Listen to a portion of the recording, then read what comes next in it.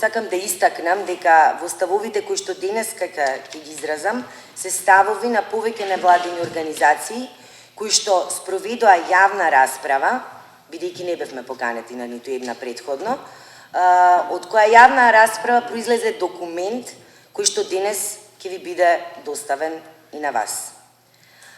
На почеток не би сакала да се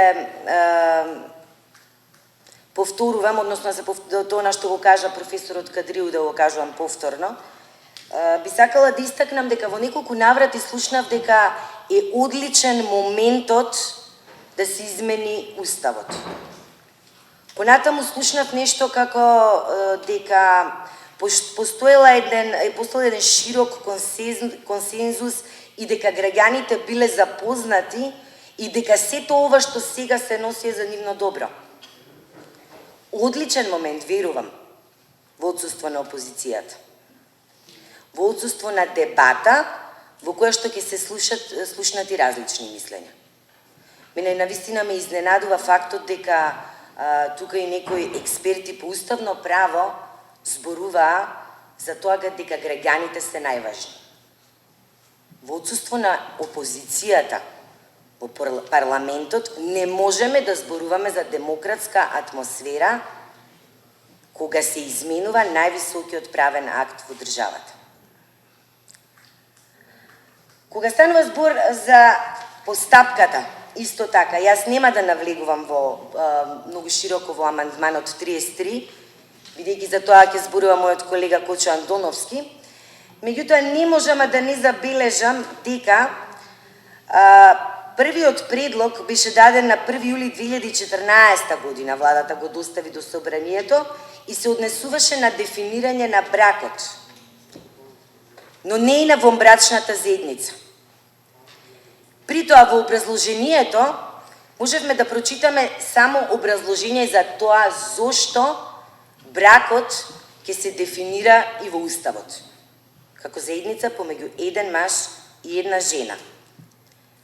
За вонбрачната заедница, односно регистрираната вонбрачна заедница, дознавме на 25 јули 2014 година, кога владата го достави предлог амандманот. Откако предходно овој амандман беше изгласан со двотретинско мнозинство. Гледам дека и дел од пратениците се почувствуваа манипулирани, но морам да кажам дека не станува збор само за пратениците, станува збор и за граѓаните кои што се изманипулирани. И при тоа морам да констатирам дека во образложението за тоа зошто се дефинира бракот во Уставот се вели да се зачува бракот како институција, при што мене ми се поставува едно логично прашање. Ако вие сакате да го заштитите бракот како институција, зошто тогаш ја воведувате вонбрачната заедница во Устав? Заклучокот е многу едноставен. Сакате да навлезете во сите односи и релации и да ја заштитите хетеросексуалната природа на односите. Одговорот е тој и одговорот е познат. Но убаво е што имав прилика да го кажам. Понатаму ќе се осврнам на деполитизацијата на Судскиот совет. Да, ние сметаме дека е добро што со овој амандман министерот се исклучува како член на Советот и што наместо 8 суди сега ќе се избираат 10 суди, останатите 5 члена од редот на универзитетски професори по право, адвокати и други истакнати правници. Наша сугестија во овој дел е да се примени искуството од Италија, која што воведува еден услов, односно 15 годишно искуство на оние кои што не испаѓаат во делот на судиите. Ова го зборувам бидејќи во услови кога е спорно каков е начинот на кој што се избираат судиите, може би треба да постои уште еден таков услов кој што ќе биде гарант за професионалност. Понатаму јас би се осврнала за решението да Уставниот суд одлучува, односно за второстепеност на постапките на Судскиот совет преку Уставниот суд.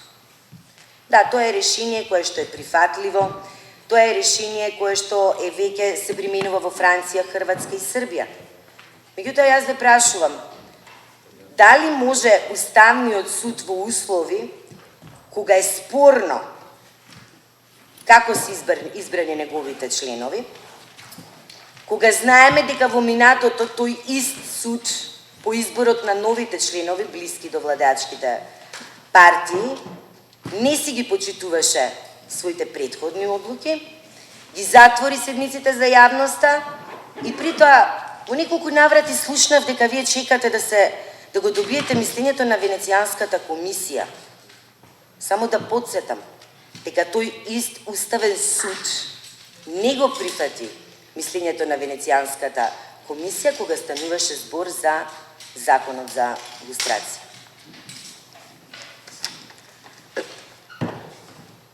Уставната жалба. За нас, за невладиниот сектор, уставната жалба навистина представува една крупна реформа и секако дека значи соопфатна заштита на уставните права. И знаеме дека е поддржана од Венецијанската комисија. Меѓутоа би сакала во оваа прилика да подсетам што вели комисијата. Комисијата нагласува дека кога одредена држава пристапува кон воведување на уставна жалба, тоа треба да биде направено на начин кој нема прекумерно да ја пролонгира постапката за заштита на човековите права.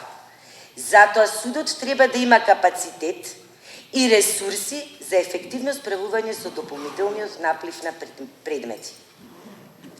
Капацитетите и ресурсите на Уставниот суд представуваат најзначајното прашање кога се зборува за уставниот амандман со кој се предлага воведувањето на уставната жалба. Предлагачот на амандманите во своето образложение укажува на целта на амандманот.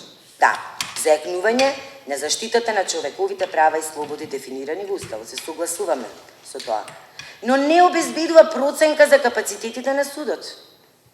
Обемот на предметите за заштита на слободите и правата значително ќе се зголеми. Бидејќи судот досега постапуваше по 5 права за гарантирани со Уставот, а со овој амандман се предвидува да постапува по 12 дополнителни права. Понатаму, преоценката на капацитетот и ресурсите на судот за справување со проширената надлежност е невозможна без да се оцени приближниот број на предмети со кои овој суд ќе треба да се справува.